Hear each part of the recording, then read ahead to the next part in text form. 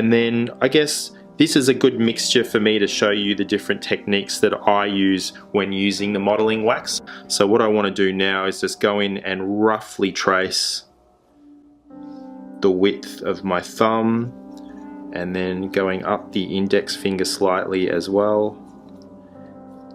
Once you have your trace, what I normally do is transfer that to a flat sculpting surface. So just below here I have a tile, and I'll use this as my guide to roughly block out exactly how big. I start by blocking out the overall shape of the wound, so I'm using some bone colored modeling wax and then adding a bit more white on top of that to simulate tendon. And then I go in with some red and start building up the muscle area.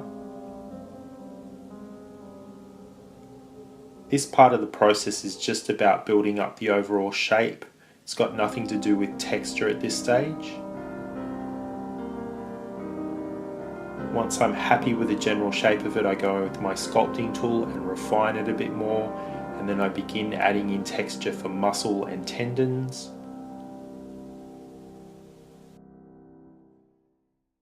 Occasionally I go in with an old toothbrush and just clean up the jagged edges and all the excess wax.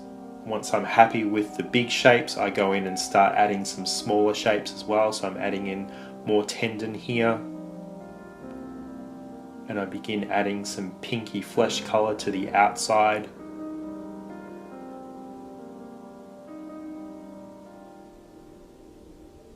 And then just to add a bit more definition, I go in and put some paler colors in over the top of the muscle.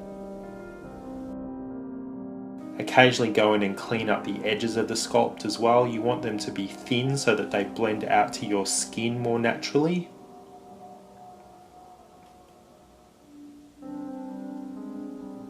Now I roll up little balls of yellow and white wax to simulate body fat and go back in and flatten them out with one of the cake decorating tools.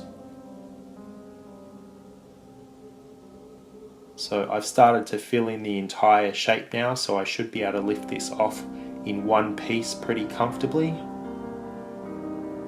Going back in and just refining the shapes and textures even more now.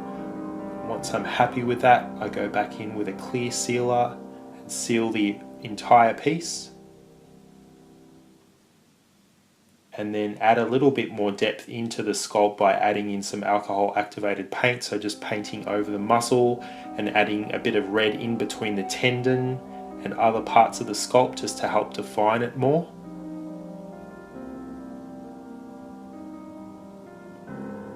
And then the final step is to add the veins and capillaries, so just pulling apart some red yarn and placing that over the top of the sculpt, and then sealing it back in with some of the clear sealer that I used previously.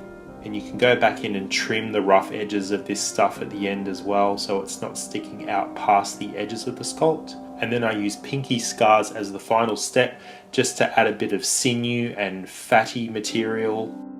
Just cover it lightly in a little bit of petroleum jelly. Just be careful with the sharp edges.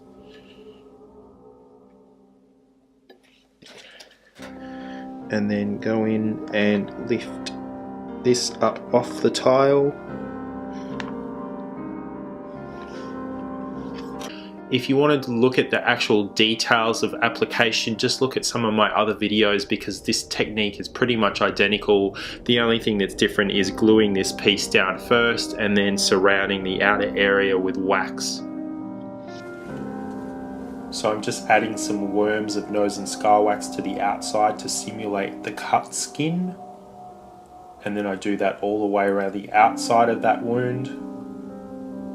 Use a bit of petroleum jelly on my fingers to smooth it out, and then go over with a stipple sponge just to add a little bit more texture so it's not so shiny.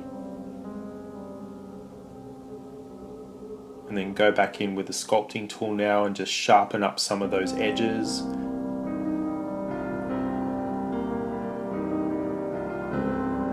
And then keep going back over with the sponge just to make sure that you get rid of any excess petroleum jelly.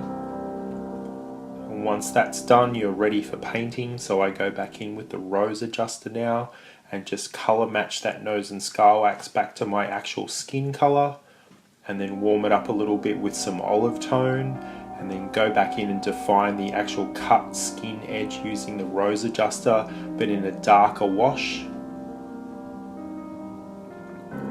And then I go back in with the pinky scars again just to add a bit more sinew and fatty texture, and then go back over the top of that with the yellow from the effects palette.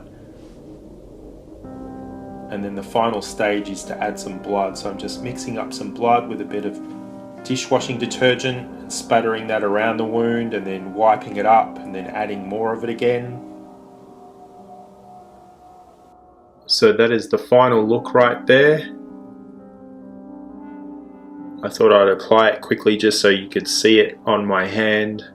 I've just surrounded that with a bit of nose and scar wax and some blood and a little bit of alcohol activated paint just to add some additional colour around the edges and some depth on the inside.